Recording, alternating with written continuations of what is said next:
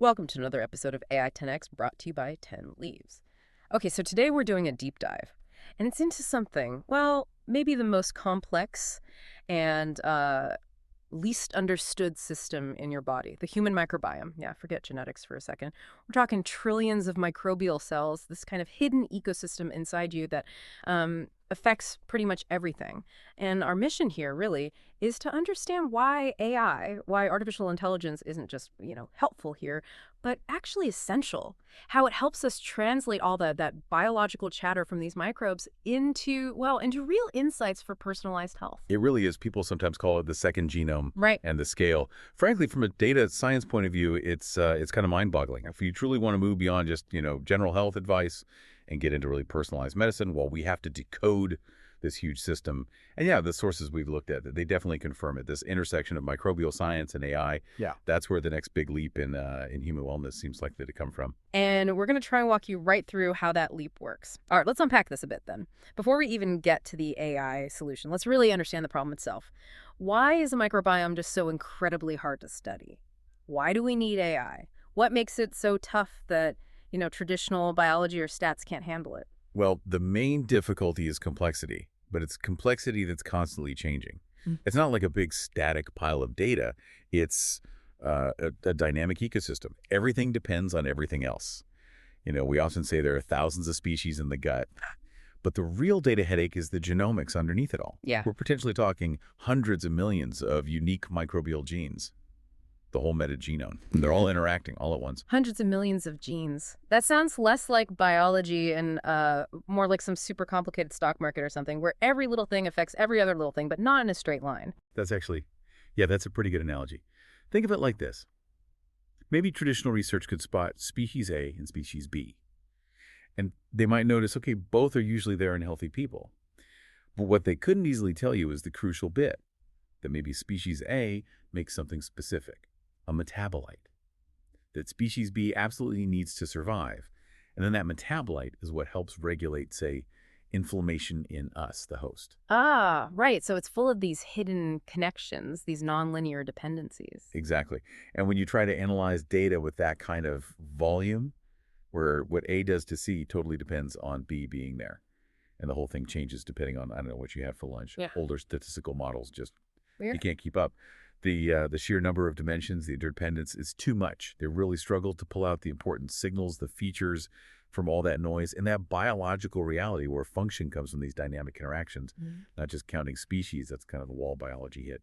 It basically forced the field to turn towards machine learning. It really makes you think, doesn't it, that the key to our own well-being, our metabolism, maybe even our mood and mental health, is all tangled up in these specific relationships happening inside us at a microscopic level.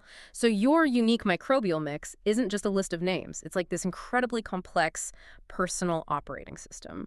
Okay, so if trying to map all these relationships by hand is, well, pretty much impossible, AI has to come in and somehow make sense of the chaos. But where does the machine even start? What's the raw material, the input for these AI models? The primary input is metagenomic sequencing data. That's where scientists basically sequence all the genetic material they find in a sample. So not just one species at a time, but everything together. Yeah. And this process generates just vast amounts of raw sequence data, petabytes sometimes, detailing every little gene fragment that's present. Petabytes. Wow, that is a staggering amount of data, of code. So how does AI even begin to wrestle with that sheer volume, that petabyte problem, before it even gets to figuring out the interactions? Right. So the first big job for the AI is really data processing and feature selection. Because the volume is so huge, you need serious computing power, often cloud-based systems.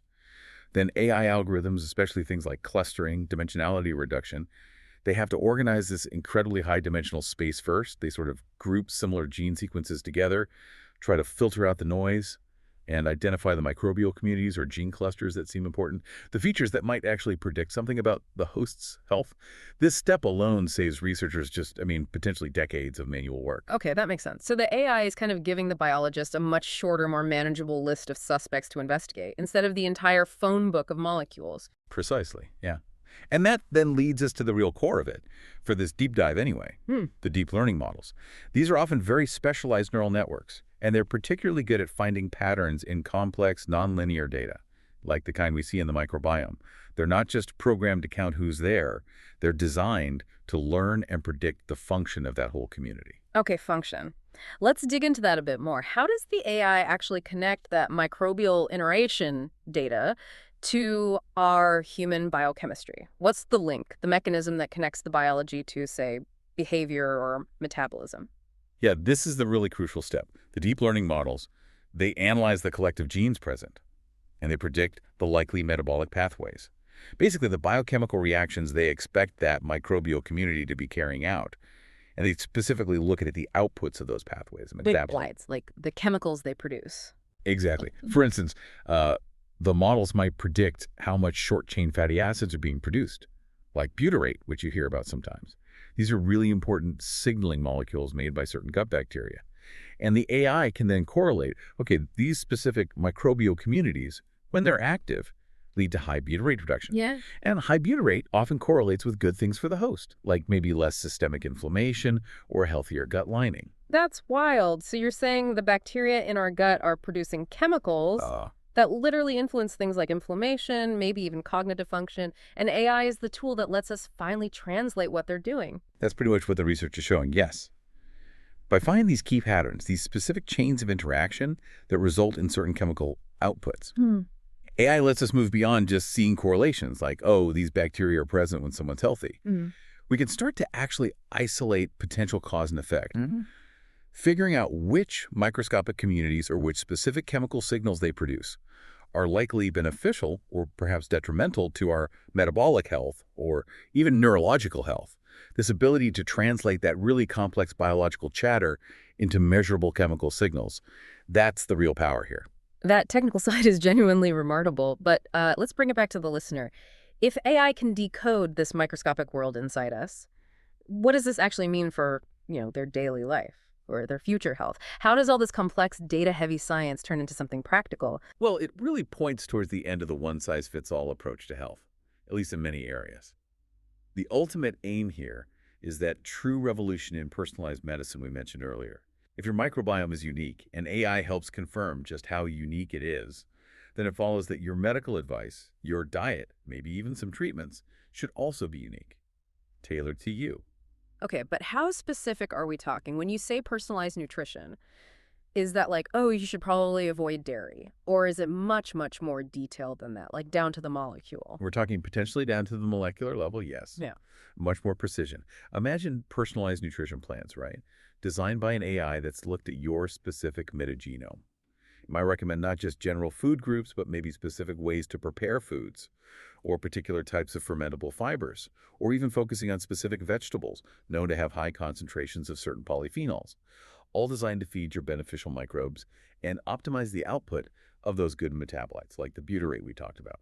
Wow, so it's literally about feeding your specific good bacteria and maybe starving out the bad ones, based on your individual gut readout. That's a huge shift in thinking. It absolutely is. And you see the same kind of hyperspecificity potentially applying to treatments too. Take probiotics, for example.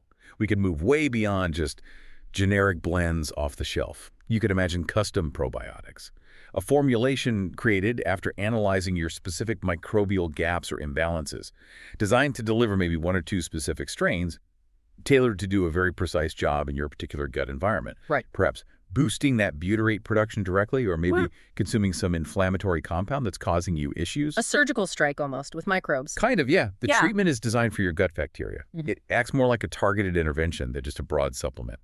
And that AI-driven insight, knowing which specific species are there, how they interact, that's the essential piece needed to design these next-gen treatments. That really does confirm it then. We're genuinely moving towards improving health from the inside out. Instead of just, say, treating symptoms, we're looking at fundamentally optimizing the body's own operating system by fine-tuning those gut-brain, gut metabolism connections. It feels like it transforms preventative health from just general advice into something highly actionable and very, very personal. Well, this has been a truly fascinating deep dive looking into these invisible drivers of our biology. I think the key takeaway we've sort of distilled from the sources today is that AI really is the essential key, the tool that unlocks the immense complexity of the metagenome. It's revealing that this microscopic world inside us holds critical answers for better health and for truly personalized interventions. Without that processing power, that ability to model all those nonlinear interactions, the data would just stay as noise, wouldn't it? It likely would, yes. It's the interpretation engine. And maybe this raises an interesting final thought for you, the listener, to sort of mull over. If this science keeps moving in this direction away from generalized advice and towards these unique, almost molecular level interventions based on your biology, how might that change your sense of identity? Will understanding your own personalized microbiome profile fundamentally shift how you relate to your body? Could it define a new, a hyper-personalized standard for what being well even means? It really feels like the end of just relying on guesswork or intuition sometimes, moving towards actually engineering health based on hard data. Very interesting stuff. This wraps up this deep dive into AI and the microbiome on AI 10X presented by 10 Leaves. Until next time, stay curious, stay informed.